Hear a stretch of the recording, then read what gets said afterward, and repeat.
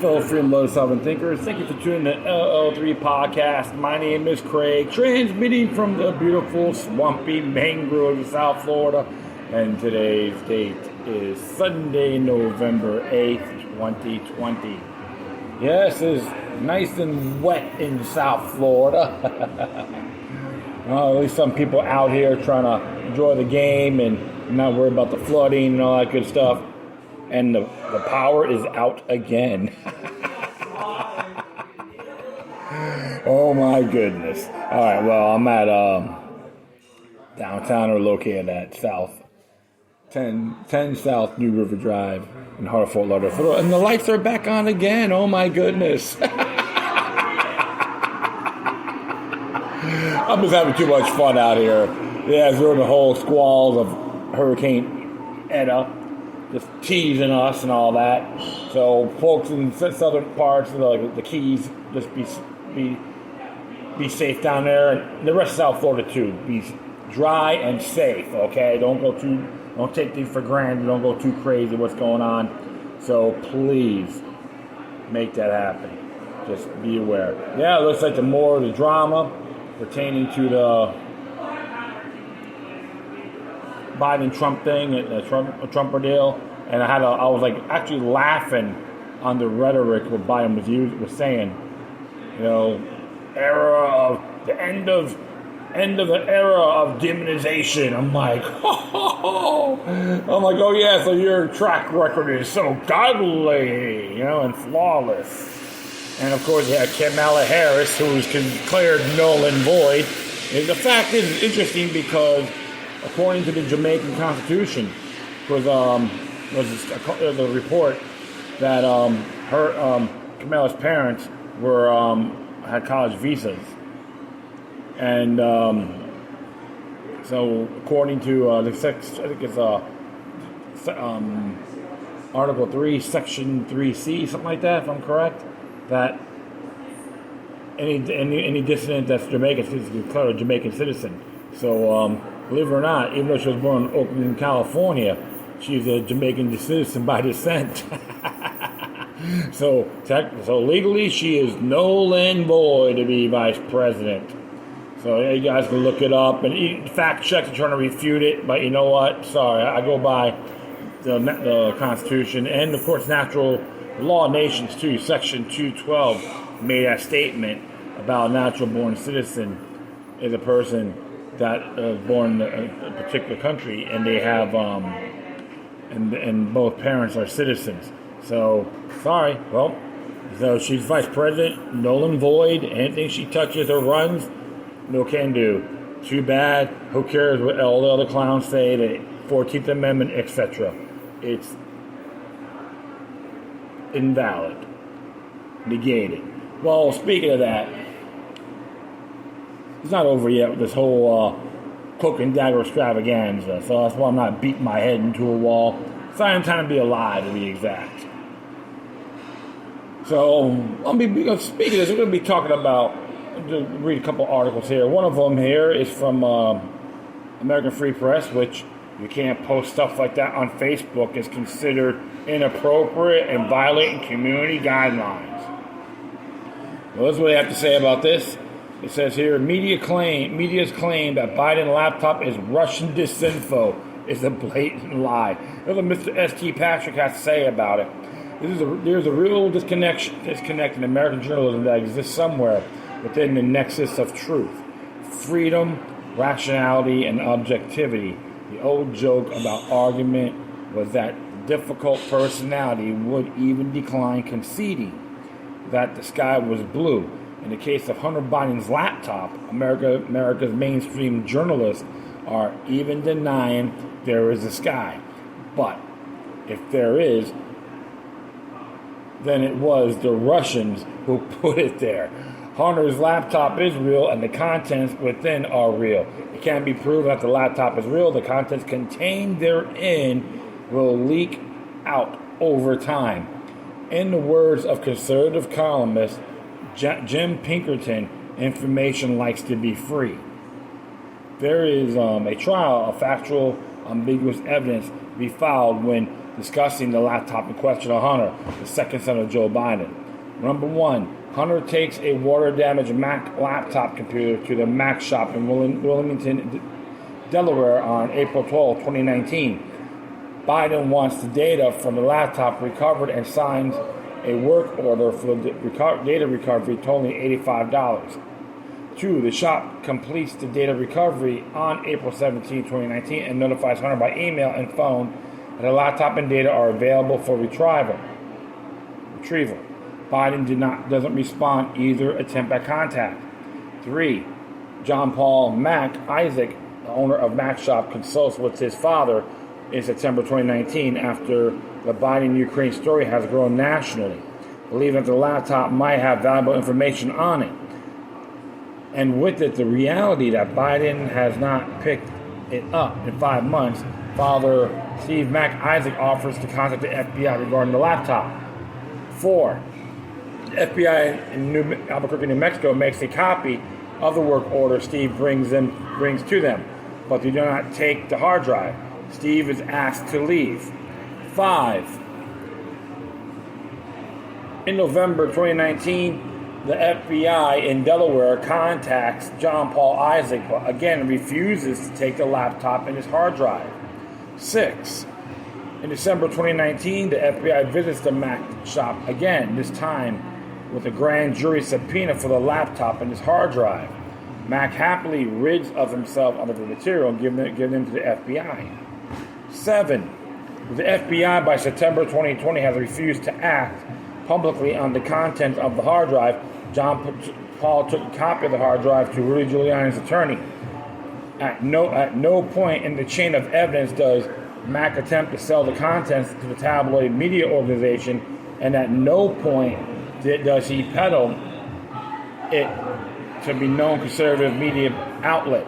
Despite being admitted conservative himself, Mac makes no attempt to profit, and no suspicion links to any foreign influence have been proven, even tangentially.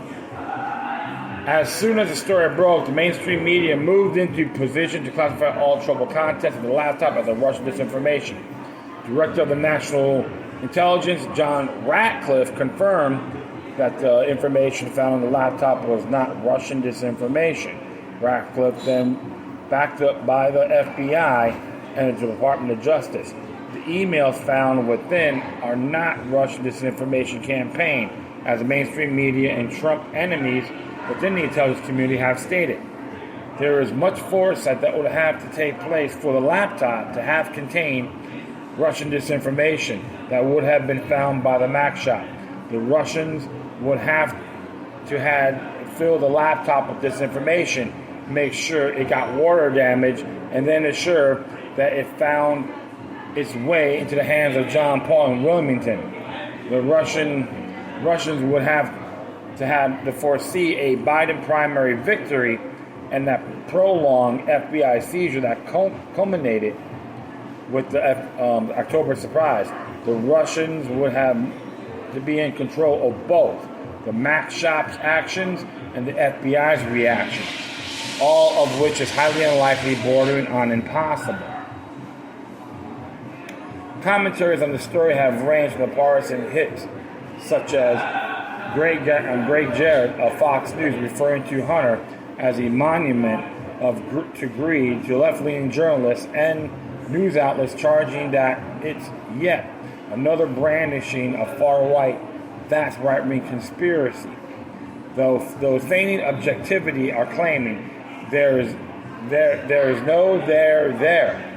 The Washington Post, which should openly label itself the media wing of the national intelligence, has attempted to obfuscate the issue, publishing a piece entitled insisting that Hunter Biden's laptop is fake is a trap.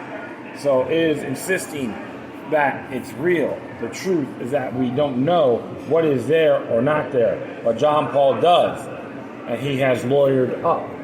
Conservative talk host Wayne Allen Root has been at the forefront of the media's figures, openly discussing what he believes is on the laptop, other than information about greed and influence peddling in the Ukraine. My sources, who actually watch videos, an image of Hunter Biden's laptop, said it was horrifying. Retweeted on October 19th. There have been hosts and media figures who have ties to Giuliani's attorneys. They have heard about the contents from those who have seen them personally. We know there are images of Biden engaged in illegal drug activity. Portions of the videos showing Hunter Biden allegedly having sexual relations with young women have been released by Gateway Pundit website. What else exists on the laptop in the form of images and videos has yet to be seen, but has been widely labeled as everything from illegal to gross. Instead, we have MSNBC and CNN acting as Biden state media. Matt Taibbi is an admitted and proud leftist, someone who has long written for Rolling Stone magazine, was part of the brave cadre of left-leaning writers who were Russiagate skeptics early. Taibbi has been openly critical on the way the mainstream media has handled the laptop story, referring to comment on what it means in the Marco. The number of press outlets willing to use the terms like misinformation, disinformation about this material when the media camp is not even denying its real show. How far is it gone? How far the situation is? Taibbi tweeted, coverage is more overtly politicized than campaign rhetoric. Extra precaution and reflective disdain of the mainstream media has had a laptop story does not equal the treatment of the bogus Steele dossier that lit the firestorm of Russiagate, nor the losers and suckers comment allegedly made by Donald Trump that was denied by 29 people who accompanied the president on the overseas journey, during which the comments were supposedly made about World War I servicemen. That unverified story was originally published in the left-leaning Atlantic magazine, though only unnamed sources were cited in the article. There was an eagerness to latch onto both story and turn them into national headlines and exact assessments on the president and his administration. Remember this time that the Steele dossier also produced some allegations that could be labeled as uncouth and gross, yet the mainstream media was more willing to distribute those as facts. With the Biden laptop, as with Jeffrey Epstein material that has yet to be seen publicly, we have physical evidence that could be leaked. And if Julian Assange were a free man, and if journalism was truly independent, it probably would be leaked to the masses. One obvious question must be asked: if one of Donald Trump's eldest son had lost a laptop filled with videos of illicit drug activity, sexual relations with prostitutes, and emails that indicate Donald Trump has been part of a scheme to sell access to him for foreign donors, some considered adversaries, will the MSN and big tech companies have censored the information or label it as a Russian disinformation? The answer is obviously no. It would have been broadcast 24 hours a day, right along with the daily coronavirus death statistics. Many keen observers on the political right and left have assessed that journalism in the age of Trump was at worst dead and at best grasping for breath and seeing a bright light for the final time. As it turns out, it was even worse. While still masking themselves as an information leader, America's journalistic corps is openly campaigning with play cards, oversized campaign buttons, and noisemakers to all great detriment of investigation. Objectivity and a genuine search for answers, if something meaningful is found within Hunter Biden's laptop, please let it be self-respect American journalism angrily discarded on election day 2016. Of course, always gotta look at those areas, and good grief, man, it's so insane, and this disgruntled folks, very biased indeed. They would have a field day if the mainstream garbage media knew it was the other side. They'll be climaxing it 24/7, trying to drill it in our heads. Go figure. They're the ones that says that, hey, Biden, Kamala Harris won. Biden's the president-elect, and Kamala Harris is vice president-elect. Please. It's like I say, so much drama, propaganda, right out of Eric Benes's playbook, to be exact. There's a lot of strong claims against this, and it looks like a lot of stuff has been being leaked. It looks like what's been going on, too, is the deep state wants this shut down because a lot of people can be exposed as well. I like to see this go further as possible. And if that's the case, Biden can be a big bind too. They're going to try to shut it up. But it will backfire. That's my personal intake on that. And I'm going to do one more here. This one came from Bob Livingston Alert. It's from him himself. The politics we can't see. Just who runs America? If you answer the global elite, now you know why the images of Nazism never seem to go away in the mass media. There are idols and symbols of New World Order global socialism exceeding the enslavement power of National Socialism by leaps and bounds. The problem for Americans is that the media and government positions taking these kinds of issues go beyond the headlines, affecting U.S. policy and politics, while seeming to champion what they call democracy. The global elite actually promote universal collectivism or the New World Order. If you really understand how this process works, all you have to do is listen closely to the globalists who make proclamations that anti-democratic populism, read supporters of Donald Trump, demonstrates they have learned no lessons since World War II. Dozens of approved and appointed mass media mouths want America denazified, and they want it now. Get it? Nationalism equals anti-Semitism equals fascism equals totalitarianism. Such contradiction is a hallmark of the ideological confusion drilled into the masses through media propaganda. There is such an avalanche of misinformation bombarding the American people that has a numbing effect, which is true. Yet, like a splinter in the mind, to quote a popular movie, more and more, we are beginning to feel the presence of authoritarianism. We are coerced into conformity and to the obeying the demand of society. We quite naturally feel oppressed. We know that there is a deceptive manipulation of the public will. We know that subtle political forces are extracting our wealth under altruistic pretenses. Political power in the United States is reckless. The local system is nothing less than mob rule. Private property is pillaged and destroyed, and the people are manipulated to support it. There is no consent of the government. Politics in America is not a party system. It is instead a repetitive and insulting process of pacifying the national will with the illusion of freedom and political choices.